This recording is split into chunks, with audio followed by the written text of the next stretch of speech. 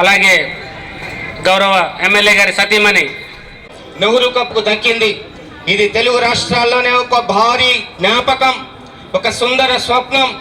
Agency ప్రాంతానికి వన్నె తెచ్చినటువంటి నెహ్రూ కప్ను మేము నిర్వహించడం, మాతో పాటు మా ఆర్గనైజింగ్ కమిటీ సభ్యులు ప్రతి ఒక్కరు కూడా ఈ 20 రోజులు మేము పడ్డ కష్టం అంతా ఇంత కాదు. ఇది క్రమశిక్షణకు ఈనాడు ఈ ముగింపు వేడుక మీరు చూస్తున్నారు. దీన్ని ఇలా తీర్చిదిద్దాలి, ఇలా జరగాలని కాన్సెప్ట్తోనే పెద్దలు ఎవరైతే ఉన్నారో వారి యొక్క ఆశీస్సులతోనే మేము ముందుకు పోతున్నాం. ఆనాడు 94లో, ఈనాడు 2024లో ఒక స్నేహత్వానికి, ఒక క్రమశిక్షణకు మారు పేరుగా కొంతమందికి ఆదర్శంగా నిలవాలనేటువంటి ఉద్దేశంతో నేను కానీ, అశోక్ కానీ, నా మిత్రులు కానీ, ఇక్కడ ఉన్నటువంటి పెద్దలు కానీ వీళ్ళందరి సహాయ సహకారాలతో ఈ టోర్నమెంట్ను తీసుకెళ్ళాం. ఈ సంవత్సరం అయితే టోర్నమెంట్ నడపలేనటువంటి పరిస్థితి, కేవలం 10 రోజులే ఉంది. ఇబ్బంది పడ్డాం. శ్రీ చావా లక్ష్మణ్ గారు దేవుళ్ళ మా ముందు నిలబడ్డారు. నేనున్నాను, నువ్వు ముందుకు నడువు, నేనున్నానని చెప్పి మాట ఇచ్చి మాట తప్పకుండా మరి చావా లక్ష్మణ్ గారు మమ్మల్ని ముందుకు తీసుకెళ్ళారు.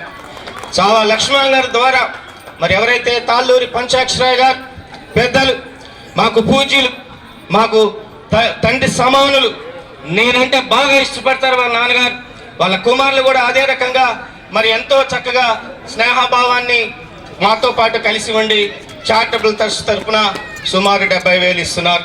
వారికి రుణపడి ఉంటాం. ఇక మా అన్నయ్య, మా అందరికీ ఇంకా అనేక మంది, కేఎన్ఆర్ మాట కానీ, ఆర్కే మాట కానీ, ఇంకా ఇతరత్ర అందరూ కూడా సహకరించారు. సరే, ఇప్పటికే కాలాతీతమైంది, మన్నించాలి. పెద్దలు చాలామంది మాట్లాడాల్సి ఉంది. కాకపోతే ఎవరిని మర్చిపోయినా మరి అది అన్యదిగా ఉంటుంది కాబట్టి నేను కాస్త ఒక 5 నిమిషాలు తీసుకునే ప్రయత్నం చేశాను. ఇంకా అనేక మంది సహకరించారు. ఈ శుభ సాయంత్రం భద్రాచల పుర ప్రముఖులు, నియోజకవర్గ శాసనసభ్యులు, మనందరికీ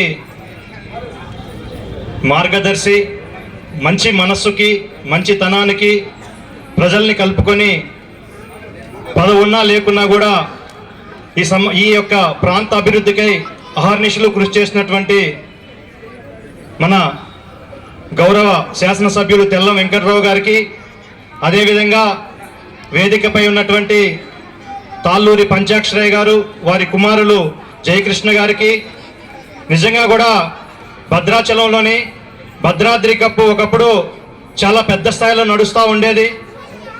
మరి ఆ పరిస్థితుల్లోనే మాకు ఆడుకోవడానికి ఇక్కడ అవకాశం లేక ఏం చేయాలి, ఎలా చేయాలి, మేము కూడా క్రికెట్ ఆడాలని ఒకే ఒక ఆకాంక్షతో, ఒకే ఒక సంకల్పంతో మేము ప్రారంభించినటువంటి 1994లో ప్రారంభించినటువంటి ఈ నెహ్రూ కప్పు దేదీప్యమానంగా భద్రాచల పుర ప్రముఖులు, పెద్దలు, స్వచ్ఛంద సంస్థలు, వ్యాపార వర్గాలు, విద్యా వర్గాలు, ఇలా ప్రతి ఒక్కరు కూడా, క్రికెట్ ప్రేమికులు ప్రతి ఒక్కరు కూడా చాలా పెద్ద స్థాయిలో సహాయ సహకారాలు అందించిన పిమ్మట దీనిని పట్టణ స్థాయిలో ప్రారంభించి, ఈ వేదికపై ఉన్నాడు యంగ్స్టార్ పాషా.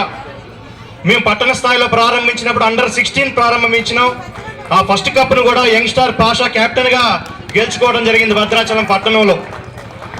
సరే, అది బాగానే ఉంది. తర్వాత మరి మేము ఆడుకోవడానికి వేదిక లేదు. భద్రాద్రి కప్లో ఎన్ఎస్కే మోహన్ గారు మమ్మల్ని ఆడించే పరిస్థితి లేదు. భద్రాద్రి కప్లో రాష్ట్ర నలుమూలల నుంచి, దేశం నలుమూలల నుంచి పెద్ద పెద్ద టీములను తీసుకొచ్చి భద్రాచలానికి క్రికెట్ ఎలా ఉంటుందని రుచి చూపించిన వ్యక్తి ఎన్ఎస్కే మోహన్ గారు వేదికమై ఉన్నారు.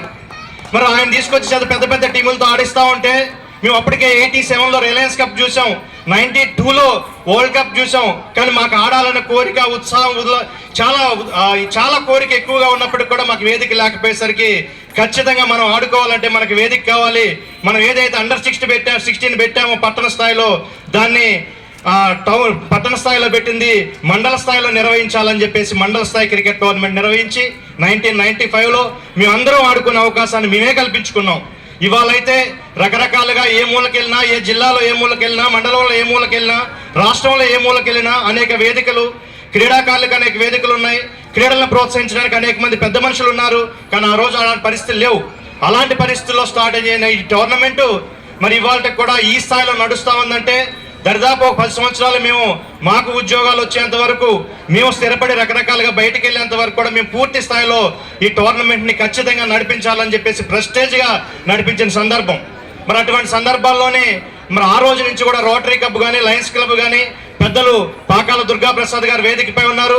అలాంటి పెద్దల సహాయ సహకారాలు కానీ ఇలా మేము నడిపించుకుంటూ వచ్చిన క్రమంలోనే మేము రకరకాలుగా ఉద్యోగరీత్యా ఇంకోటి క్రీడలు ఆడుకుంటూ ఒక క్రమశిక్షణతో ముందుకు సాగుతూ, ఈ క్రమశిక్షణ అనేది క్రీడలు ఆడటం వల్ల క్రమశిక్షణ వస్తుంది. మా ఓపెనింగ్ రోజు డాక్టర్ రాజా శ్రీకృష్ణ గారితో ఆ రోజు ఓపెనింగ్ చేయడం జరిగింది ఈ నెహ్రూ కప్ని. ఈరోజు క్లోజింగ్ సెరమనీకి నిన్నే వచ్చినటువంటి మా తాళూరు ట్రస్ట్ తానా మాజీ అధ్యక్షులు తాళూరు జయశేఖర్ గారికి, అలాగే వేదిక మీద ఉన్న పెద్దలందరికీ, దుర్గాప్రసాద్ గారికి, చావా లక్ష్మణ్ గారికి, తాళూరి పంచాయతీ గారి ట్రస్టు సభ్యులు, అలాగే పాకాలపాటి దుర్గాప్రసాద్ గారు, వేదిక మీద ఉన్నటువంటి పెద్దలందరికీ,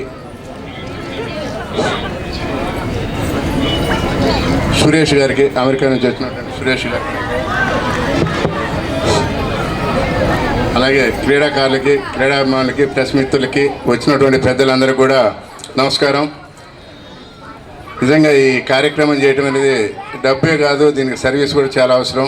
ఒక నెల రోజుల ముందు నుంచే ఈ ప్లాన్ చేసుకొని దాదాపుగా ఈ కమిటీ సభ్యులు పేరు చెప్పాలని చాలామంది ఉన్నారు. బాలయ్య గారు, దుర్గా అశోక్ గారు, సలీం గారు, చాలామంది.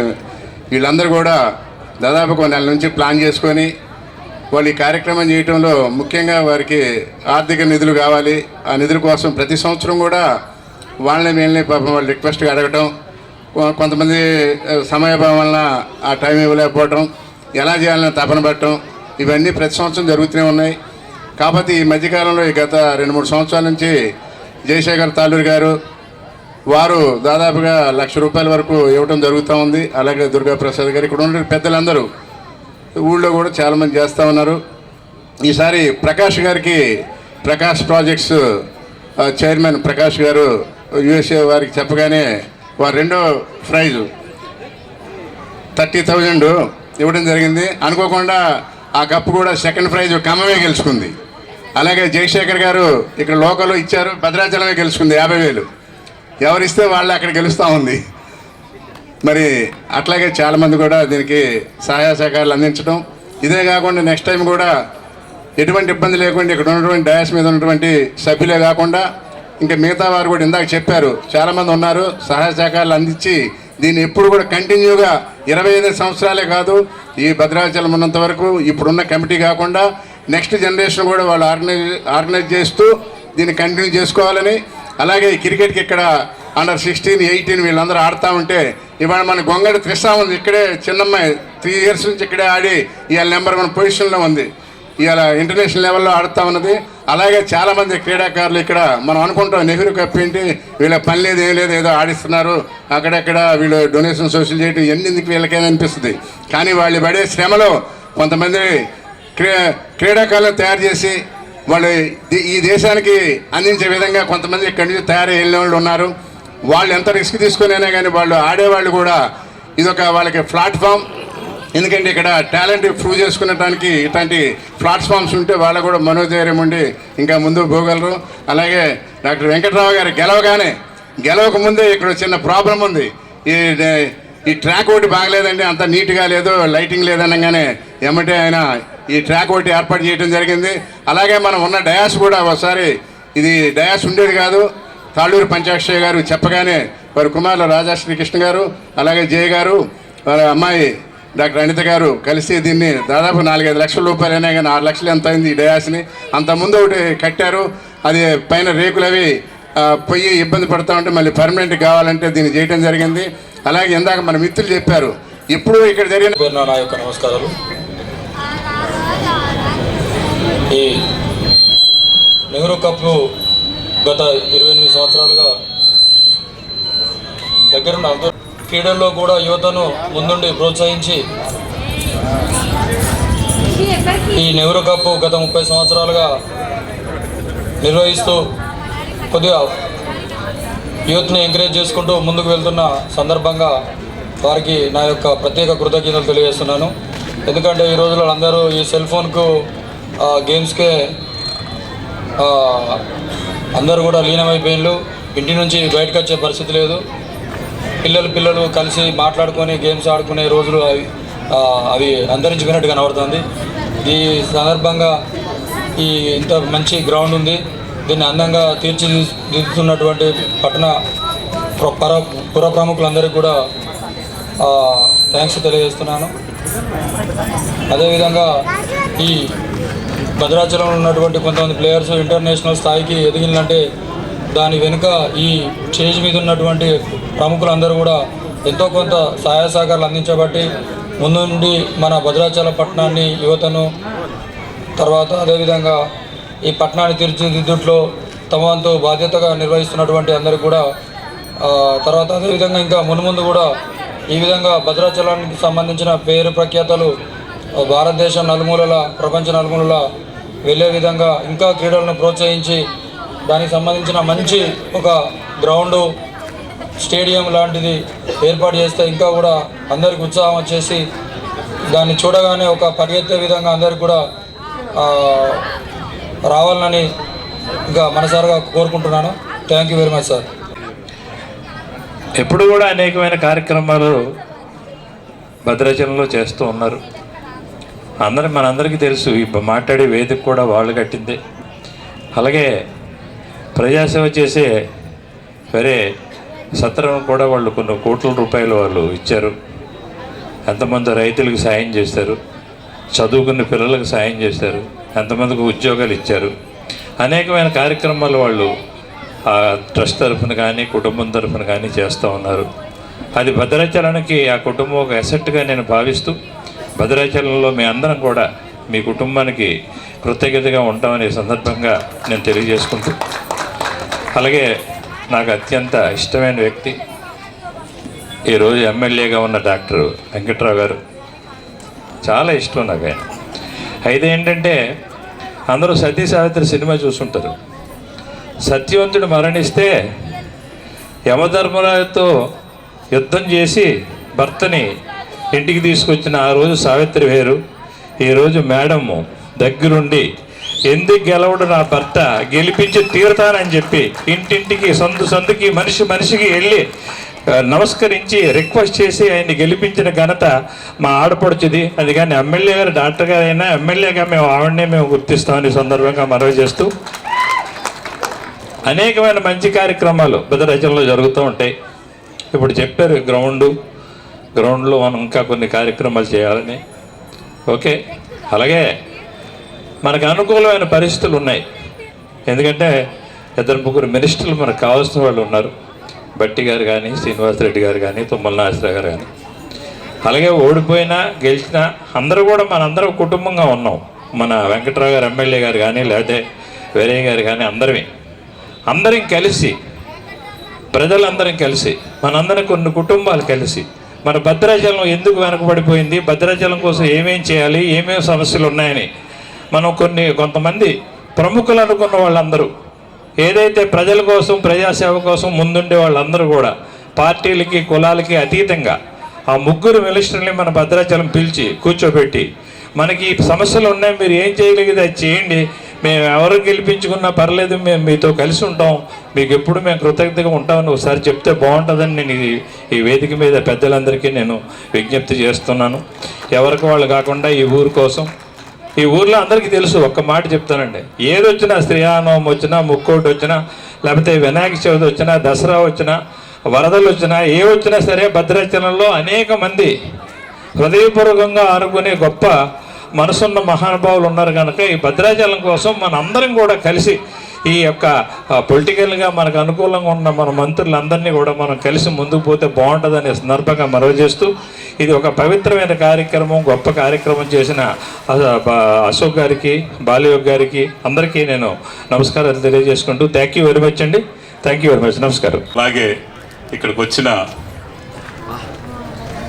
ప్లేయర్స్ అందరికీ, సభకి ఇచ్చేసిన ప్రతి ఒక్కరికి నా హృదయపూర్వక నమస్కారాలు. To build a strong nation, very modern India, we need youth with muscles of iron, nerves of steel అని స్వామి వివేకానంద చెప్పారు. ఒక నూతన భారతదేశాన్ని, నవ భారతదేశాన్ని నిర్మించాలంటే ఇనుప కండరాలు, ఉక్కు నరాలు ఉన్న యువత కావాలి అని స్వామి వివేకానంద చెప్పారు. ఇనుప కండరాలు, ఉక్కు నరాలు అంటే మెంటల్గా ఫిట్నెస్ ఉండాలి, ఫిజికల్గా ఫిట్నెస్ ఉండాలి ఒక నవభారతదేశాన్ని నిర్మించాలంటే. అవి ఎక్కడి నుంచి వస్తాయంటే చదువుతోటి నీకు మెంటల్ ఫిట్నెస్ వచ్చినా కూడా ఫిజికల్ ఫిట్నెస్, మెంటల్ ఫిట్నెస్, ఆటలతో చదువు ఎంత ఇంపార్టెంటో అలాగే క్రీడలు కూడా అంతే ఇంపార్టెంట్. ఇంత గొప్ప క్రీడల్ని 28 సంవత్సరాలుగా, సుమారుగా 3 దశాబ్దాలుగా నిర్వర్తిస్తున్న ఈ నెహ్రూ కప్ మేనేజ్మెంట్ అంతటికీ నా హృదయపూర్వక నమస్కారాలు, ధన్యవాదాలు. ఇది మామూలు విషయప్పుడు క్రికెట్ ఆడేవాళ్ళం, ఇక్కడికి వస్తేనే ఒక రకమైన ఒళ్ళంతా ఒక పులకరింతగా ఉంటుంది అనమాట. రోజు అప్పట్లో క్రికెట్కి అంత ఆదరణ ఉండేది కాదు ఇక్కడ. మేము ఇక్కడ కొన్ని చెట్లు అవన్నీ ఉండేవి, ఒక రెడ్ క్రాస్ బిల్డింగ్ ఉండేది. మొత్తం ఇక్కడ ఈ గ్రౌండ్ని క్లీన్ చేసుకొని మేము రెగ్యులర్గా క్రికెట్ ఆడుతూ ఉండేవాళ్ళం. అలాంటి ఇక్కడ మన భద్రాద్రి కప్ కానీ నెహ్రూ కప్ కానీ స్థాపించి ఎంతోమంది గొప్ప ఆటలు ఆడటం జరిగింది. గొప్ప టోర్నమెంట్స్ ఆడటానికి సహకరించారు. ఇక్కడ మనం ఈ ఏజెన్సీ ఏరియాలో క్రికెట్ని చాలామంది గొప్ప ఆటగాళ్ళు ఉంటారు. నేను ఇంతకుముందు అలా వచ్చినప్పుడు కూడా నేను చెప్పాను, మా అన్నయ్య రాజా శ్రీకృష్ణ ఓపెనింగ్కి వచ్చాడు, తను డాక్టర్ అయ్యాడు.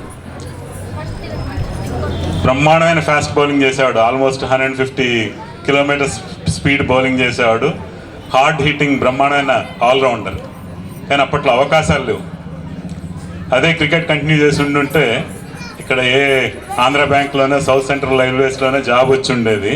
కాకపోతే అప్పట్లో కాబట్టి అమెరికా వెళ్ళి డాక్టర్ అయ్యి is one of the very successful physician. కాకపోతే ఇప్పుడు కాలం మారింది. ఇప్పుడు ఆటల్ని మనం ఒక కెరియర్గా కూడా తీసుకోవచ్చు. మన ఈ మధ్యలో ఒక బయోగ్రఫీ చదివాను, ఒక చక్కటి క్రికెట్ ప్లేయర్, 22 సంవత్సరాలు ఇప్పుడు మన ఇండియాకు ఓపెనర్గా ఉన్నాడు, యశస్వి జైస్వాల్. మీ అందరికీ తెలిసే ఉంటాడు. అతను ఒక చిన్న పేద కుటుంబం నుంచి వచ్చాడు. 6 పిల్లలుంటే అందులో 4వ వాడు.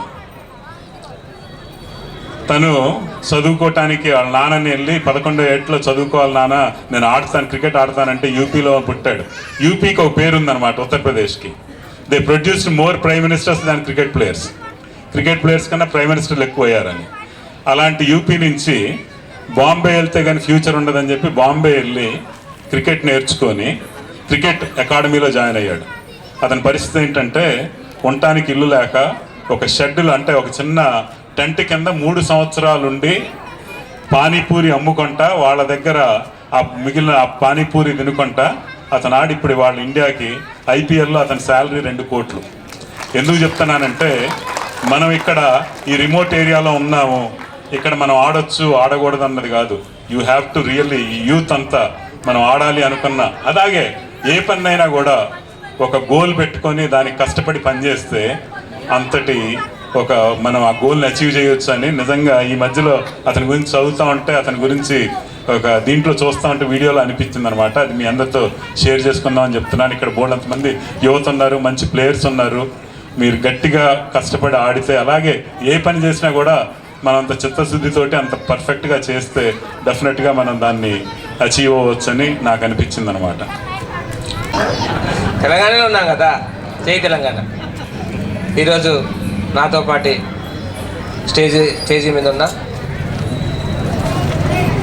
మనం భద్రాచలంని ఎంతో దూరంగా ఉండి కూడా భద్రాచలం అభివృద్ధి కావాలి, భద్రాచలం నా వంతు ఉందని భద్రాచలం ముందుకు తీసుకెళ్ళని ఒక తాపత్రయం పడుతూ ఉన్న యుఎస్లో ఉండి కూడా భద్రాచలం ఎలా ఉందో నేను ఇక్కడ ఆడుకున్నానని ఆయన చిన్ననాటి చైల్డ్హుడ్ ఏ కార్యక్రమాలు ఉన్నాయో ఆ కార్యక్రమాన్ని తెలుసుకుంటూ భద్రాచలంకి వన్నె తేవాలని అనుకుంటూ ఉన్న మన నాతో పాటు విచ్చేసిన తాళూరి జయకృష్ణ గారికి, సన్న పంచాయతీరాయ్ గారికి, నేను వాళ్ళ ఫాదర్, నేను చిన్నవాడినైనా నన్ను ఒక పిల్లవాడినిగా కొట్టి ఆయన దగ్గరకు పిలిచి నువ్వు ఇలా చేయాలి,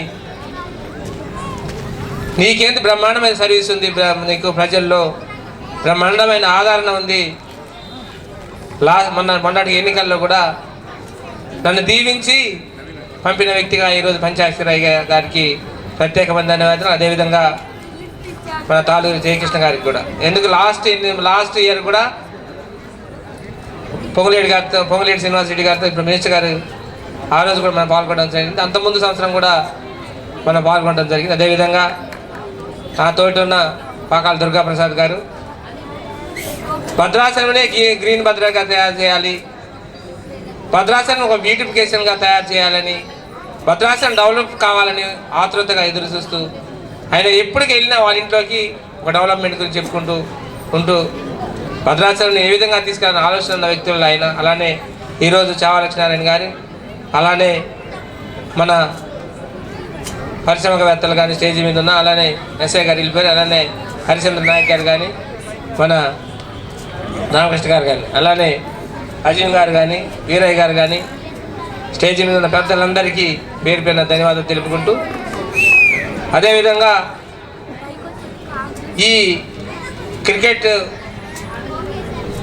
మన టీం అనేది చాలా కష్టమైంది. ఈ ఆట అనేది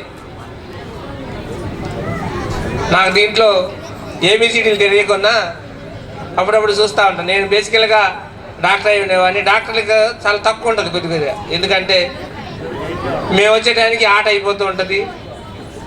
ఓపెనింగ్కి వచ్చాము, ఆ రోజు ఓపెనింగ్ వచ్చిన రోజు కూడా ప్రాధేయపడ్డారు. ఒక ప్లాన్డ్గా వెళ్ళలేదు. ఈ సంవత్సరం సడన్గా మనం మళ్ళీ భద్రాద్రి కప్పు లాస్ట్ భద్రాద్రి గారు మోహన్ గారు కూడా ఉన్నారు కాబట్టి భద్రాద్రి కప్పు 12 సంవత్సరాలు కండక్ట్ చేసి ఆయన గారికి, అలానే అశోక్ గారికి, అలానే మన నెహ్రూ కప్ కండక్టర్ మన ఫౌండర్స్ ఇద్దరు కూడా, అశోక్కి మన బాలవ్ అన్నకి. ఈరోజు ఒక గేమ్ కండక్ట్ చేయడం అనేది పెద్ద టాస్క్, ఒక డిఫికల్టీ కూడా. 15 రోజులు వాళ్ళకి అకామిడేషన్ కానీ, ఫుడ్ కానీ, ఇతర సమస్యలు కానీ, వాళ్ళని కోఆర్డినేషన్ చేసుకోవడంలో కానీ చాలా కష్టమైంది ఈరోజు. అలానే once again hands up to all teams because of very difficult to conduct of the cricket and any teams, any cultural activities, all things very difficulty. అలానే నేనున్నాను సైతం అంటూ ఏ కల్చరల్ యాక్టివిటీస్ కానీ, క్రికెట్ కానీ, ఇతర గేమ్స్ కూడా కండక్ట్ చేసేందులో బిహైండ్ సంథింగ్ క్రికెట్ అని కానీ కల్చరల్ యాక్టివిటీస్లో కూడా మేమున్నామని ఆల్ ఫ్యామిలీ సపోర్ట్ చేస్తున్న పంచాక్షర గారి ఫ్యామిలీకి కూడా. ఎందుకంటే మనం ముందుకు తీసుకెళ్ళాలి భద్రాచలం ఆలోచనతో ఉన్న వాళ్ళకు కూడా ప్రత్యేకమైన ధన్యవాదాలు తెలుపుకుంటూ, ఈ స్టేజీలో ఈరోజు మనం నిలబడ్డామంటే వాళ్ళ దయాదాక్షిణ్యాలు, భద్రాచలం ఒక రూపురేఖలు అలానే వన్నె తెచ్చారంటే నిజంగా పంచాక్షరాయ్ గారికి మనం ధన్యవాదాలు చెప్పాల్సింది. వాళ్ళ ఫ్యామిలీ ఎక్కడికో వెళ్ళి ఈరోజు యూఎస్ఏ వెళ్తే చాలామంది భద్రాచలం మర్చిపోతారు. ఒక రైతు బిడ్డగా, ఒక రైతు వ్యక్తిగా ఇక్కడే పుట్టి ఇక్కడే పెరిగి ఈరోజు యుఎస్ఏలో కూడా వెళ్ళి 1 year ఒకసారి వచ్చి భద్రాచలం ఏ యాక్టివిటీస్లో, అన్ని కల్చరల్ యాక్టివిటీస్లో కానీ, క్రికెట్లో కానీ పాల్గొంటూ అందరి మధ్యలో ఉన్న వ్యక్తులు ఆయన. అలాంటి ఫ్యామిలీని మనం ఖచ్చితంగా దీవించాలి. ఈ భద్రాచలం అభివృద్ధిలో వాళ్ళ కృషి ఉండాలి. అలానే ఈరోజు స్టేజ్ మీద ఉన్న పిల్లలు డ్యాన్స్ కానీ, అలానే ప్లేయర్స్ ఈరోజు విన్నర్ రన్నర్స్ కూడా వాళ్ళకి మరొకసారి కంగ్రాట్ చెప్పుకుంటూ, ఆయన ఇందాక అన్నారు జయకృష్ణ గారు, విన్నర్ కావచ్చు రన్నర్ కావచ్చు, విన్నర్ ఉంటారు రన్నర్ ఉంటారు, అంత మాత్రాన మనం ఓడినట్టు కాదు. మళ్ళీ ఒక స్పోర్టినెస్ ఉండాలి. Life is challenge, life is existence అనేది 2-3 పదాలతో మనం ముందుకు వెళ్ళాలి. మన గోల్ నెరవేర్చాలి. ఇంతటితో ఆగకూడదని ఒక మాట అన్నారు. ఖచ్చితంగా మనం లైఫ్ అనేది లైఫ్ ఈజ్ ఛాలెంజ్ అయిన ఇక్కడ నుంచి ఒక మారుమూల ప్రాంతం నుంచి, ఒక రిమోట్ ఏరియా నుండి ఈరోజు ఒక యుఎస్ఏ వెళ్ళి ఒక తానా ప్రెసిడెంట్ చేసి ఈరోజు మళ్ళీ మన ముందుకు వచ్చారంటే ఒక గొప్పతనాన్ని కూడా మనం నిలబెట్టుకోవాలి. అంటే అలాంటి వ్యక్తులు మన భద్రాచలంలో ఉన్నారు. ఇక్కడే ఆర్జన్ ఉంది, వాళ్ళకి ఆర్జన్తో ఈరోజు ముందుకు వెళ్తున్నారు. దాన్ని చూసి కూడా మన లైఫ్ని మాడిఫికేషన్ చేయాలని. అలానే ఈ ఆటకి ఎన్నో కష్టాలు చెప్పారు, నష్టాలు చెప్పారు. కానీ ఒక ప్లానెట్గా చేద్దాం, ఒక ప్లానెట్గా ఆలోచన చేసి భద్రాచలంకి ఖచ్చితంగా ఏదైతే నేను అప్పట్లో ప్రామిస్ చేశానో, భద్రాచలం ఒక ఒక అభివృద్ధి చేయాలని ఒక ఆకాంక్షతో నన్ను నిలబెట్టారు. ఆ ఆకాంక్షను ఖచ్చితంగా అందరి సహాయ సహకారాలు పెద్దలు ఇప్పుడు దుర్గాప్రసాద్ గారు చెప్పినట్టుగా ఖచ్చితంగా అందరి సహాయ సహకారాలు తీసుకొని మనం ఎలా చేస్తే బాగుంటుందని ఒక ఆలోచన చేసి ఖచ్చితంగా భద్రాచలంకి ఈ ఆడిటోరియం కట్టాలని ఒక ఆలోచన ఇప్పుడే కాదు, నేను ఎమ్మెల్యే కాకముందే భద్రాచలం ఆడిటోరియం కట్టిన ప్లేస్ సరిపోద్దని అడిగాను. అడుగుతూ కూడా చాలా వరకు మొన్న వచ్చిన తర్వాత కూడా ఆడిటోరియం కట్టడానికి ప్లేస్ ఉందా అంటే మనం ఈ సర్కిల్ ఎంత ఉందని అంటే సర్కిల్కి తీయంగా ఇంకా మన ప్లేస్ ఉంటుంది, ఆడిటోరియం బ్రహ్మాండం కట్టవచ్చు అని కూడా ఈ క్రికెటర్ అనుభవం ఉన్న సలీం కానీ అలానే బాలయ్య కానీ నాగార్జున గారిని కూడా అడిగితే బ్రహ్మాండంగా ప్లేస్ సరిపోతుంది కట్టొచ్చు అన్నారు. అలానే మన పెద్దలు మేము చాలా ఫండ్ కండక్ట్ చేసాం, ఏదైనా ఒకటి చేయాలి భద్రాచలంకి. బ్లడ్ వచ్చిన తర్వాత ఆడిటోరియం కానీ ఒక సెంటర్స్ కానీ బ్లడ్ రిలీఫ్ సెంటర్ పెట్టాలని దుర్గాప్రసాద్ గారు నాతో చాలా డిస్కస్ చేశారు.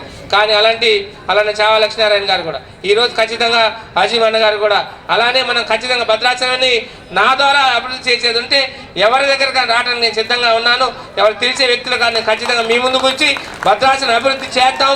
ఇంకా మంచి పండగ ఇలాంటి కల్చరల్ యాక్టివిటీ అవసరమైతే యుఎస్లో ఉన్న వాళ్ళందరినీ అలానే పరిశ్రమ అందరినీ సహాయ సహకారం తీసుకుందాం. ఇది రిమోట్ ఏరియా ఏజెన్సీ ప్రాంతం నుంచి ఇంకా మనం కొంగడి త్రిష ఈరోజు బ్రహ్మాండంగా అండర్ 9లో సెలెక్ట్ అయింది. అలాంటి ఎవరైతే ఉన్నారో అలాంటి వాళ్ళని ఈరోజు మనం ఆర్చన నుంచి బయటికి తీసుకొచ్చి వాళ్ళకి మనం భద్రాచలం నుంచి ఇంకా మంచి ఎవరైతే ఆటగాళ్ళు ఉన్నారో ఇప్పుడే అన్నారు ట్రైబల్ ఏరియాలో కూడా చాలామంది ట్రైబుల్లో కూడా చాలామంది ఉన్నారు. వాళ్ళకు అవసరమైతే మనమే కండక్ట్ చేసి మనమే కోచింగ్లు ఇచ్చి ఏదైతే నెట్ ప్రాక్టీస్ ఉందో ఆ నెట్ ప్రాక్టీస్ ఫీ ద్వారా వాళ్ళందరినీ ఈరోజు మన స్టేట్ లెవెల్లోనూ నేషనల్ లెవెల్లో ఆడిపించి నిజంగా వాళ్ళని వెన్నెత్తాం. భద్రాచలంకి ఒక రూపాయలు మాత్రం ఆలోచనతో వచ్చిన వాళ్ళం కాబట్టి మీ సహాయ సహకారం ఉండాలి. ఖచ్చితంగా భద్రాచలం రూపురేఖలు మార్చే దాంట్లో నా వంతు కూడా ఉంటుంది. మనం ఏది ఉన్నా ఏ గవర్నమెంట్ ఉన్నా భద్రాచలం అనేది ఒక పవిత్రమైన మన టౌను. ఈరోజు బైబర్కేసిన తర్వాత మనం చాలా వరకు నష్టపోయి ఉన్నాం స్థలాలు లేక. ఖచ్చితంగా దాన్ని కూడా ఏ విధంగా మోడిఫై చేద్దామనే దాన్ని ఆ మోడిఫై చేసి ఖచ్చితంగా భద్రాచలంకు వన్య తెచ్చే దాంట్లో నా సహాయ సహకారం ఉంటాయని అలానే మీ పెద్దవారి అండదండలు సలహాలు ఉండాలని ఆల్వేస్ మీ ఉండాలండి. అలానే మనం ఎంతటి వారిని ఈరోజు పెద్దవారి సహాయ సహకారం తీసుకుంటూ మనం ముందుకు నడుపుతానని నాకు ఈ అవకాశం ఇచ్చినందుకు నిజంగా మీకు ప్రత్యేకమైన ధన్యవాదాలు తెలుపుకుంటూ సెలవు తీసుకుంటున్నాను. కేశవ్ గారు, ఉడతా రమేష్ గారు, టీవీ సురేష్ బాబు గారు, పి తిరుమలరావు గారు న్యాయవాది మరియు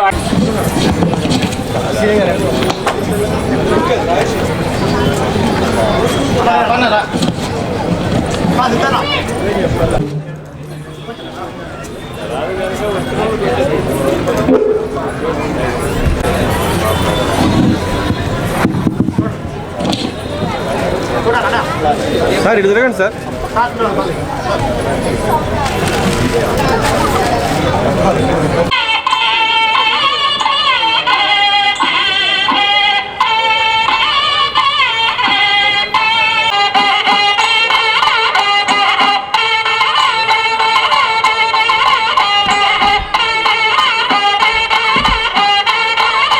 రన్నర్స్ రావడం జరిగింది.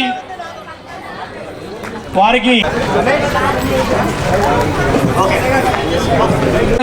రామకృష్ణ గారు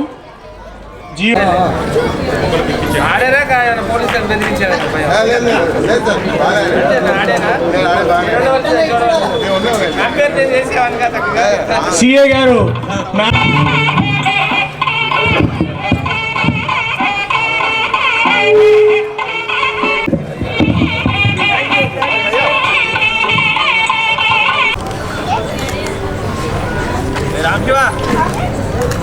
goes to Nagi, a best cricket academy, Mr. Tagore of Khammam by D. Koteswara Garu Arcade Shopping Mall at Aha Food Court. అలాగే best fielder awards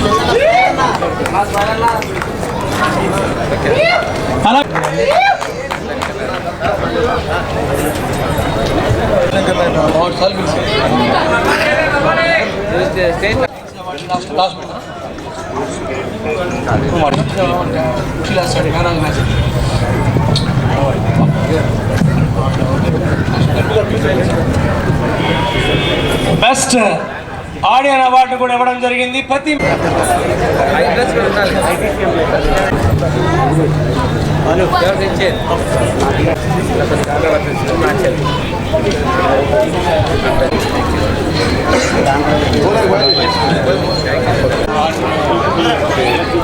Varalakshmi madam, Varalakshmi Sairam madam, chairman doctor పాద engineering college, వారి మామ పుల్లారావు గారి చేతుల మీద ఇవ్వతున్నాం.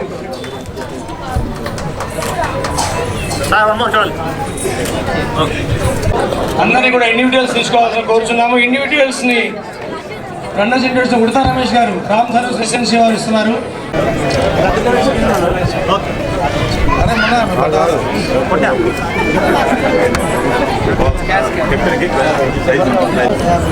Big claps to best cricket academy.